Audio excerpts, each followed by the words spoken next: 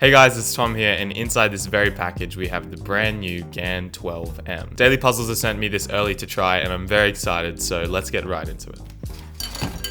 As always, this cube is sent to me by the amazing Daily Puzzles. If you want to check this one out or any other cube on their store, make sure to go check them out. Links in the description and there's a card on screen. But let's get into this, the GAN 12 Maglev. The box looks really nice.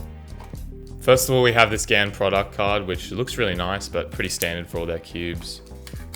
We have the new dark blue GAN bag, which I got with the mini, and it's really nice. And in this little white box, we have the adjustment tool and all your extra corner magnets if you want them. I might play around with them a bit, but they don't usually do much. And finally, we have the cube itself in this new box, which I've never seen. Does it pop off?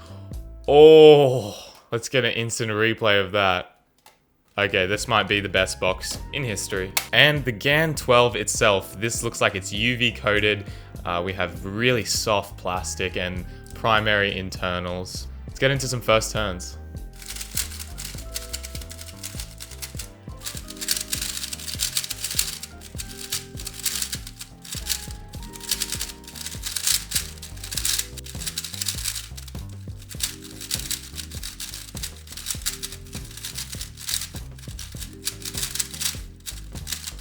Okay, interesting. It feels like it's very loose at the moment, but still quite stable. I like this magnet strength. It's quite strong, but that works for me. It's all a little bit scratchy and rough right now because, I don't know, I've never felt a GAN cube this dry out of the box, but it's not too bad. But so far, it does kind of have this very spammable but still stable feeling, which will obviously change a bit once I figure out how to set it up, but already I do quite like the feel of that.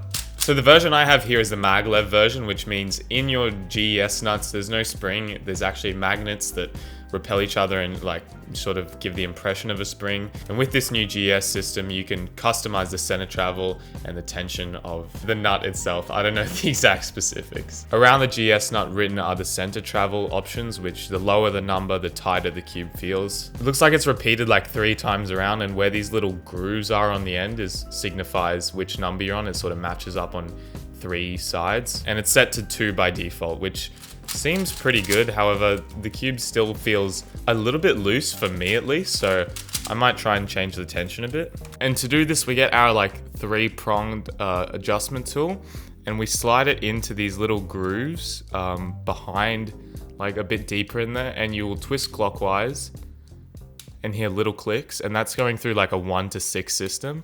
And then you'll know once you reset when you get that loud click. So that means I'm back to setting 1, I believe, which will be the loosest. So I might try and put all of them to 4 and see what happens. I don't know if I'm doing it wrong, but these center caps are a pain to take off.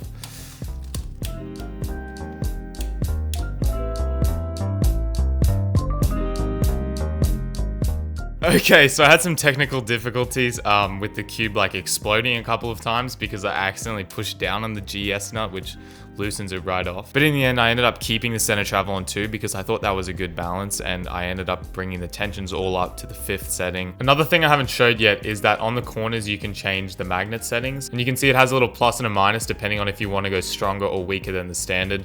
But for me, I think the standard is pretty good. I wouldn't want them any stronger or weaker than that. I do want to point out that also there is extra corner magnets if you want to put them in, but you have to disassemble the cube and replace the ones that are already in there. And I'm probably not going to do that yet or at all because I don't think it makes that big of a difference, but it might, so there's something to try. But other than that, I do really like this cube so far. I'm going to give it a day or 2 solving on, and I'm going to come back to you with some thoughts right now.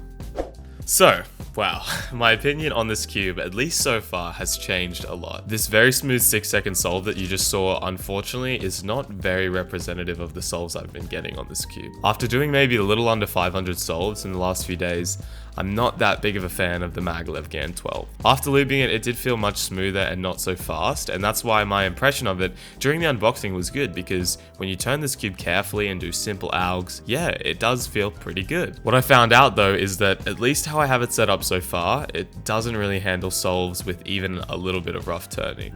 How it is now, the cube flexes way too much and it just locks up in pretty much anything. I have it on pretty medium settings, but it feels almost too loose and too tight at the same same time because the cube can only corner cut just past line to line. Yeah, forward corner cutting is not even 45 degrees on a $100 GAN flagship, at least on the settings I have. Keep in mind, these are just my first impressions. I'm definitely going to try more settings, do more solves, and come back with an in-depth review, so take all of that with a grain of salt. But at the moment, I just honestly don't like the GAN 12 that much. As you might have seen in some of the solves I'm showing, as soon as I turn a little bit inaccurate, the cube flexes and it catches, and pretty much the whole solve is ruined. Compared to my GAN 11, which is tighter than this one, but still corner cuts anywhere, and I can turn as fast as I want on it, the GAN 12 is a little bit disappointing so far.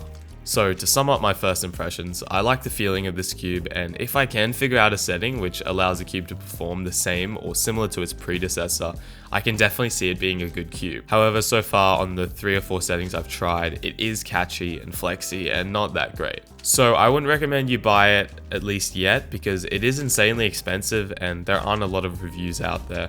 But thank you though to Daily Puzzles for sending this to me. If you want to go and buy some other cubes that I do recommend from them, such as the GAN 11, the X-Men Tornado, or like heaps of others, then make sure to hit the link in the description and go check them out. Other than that, thank you guys so much for watching. I'm sorry it's been quite a while, but I have more videos coming very soon. I'm serious about that. Thank you guys for sticking with me. I hope you enjoyed this little unboxing and first impressions, and I'll see you all in my next video. Bye.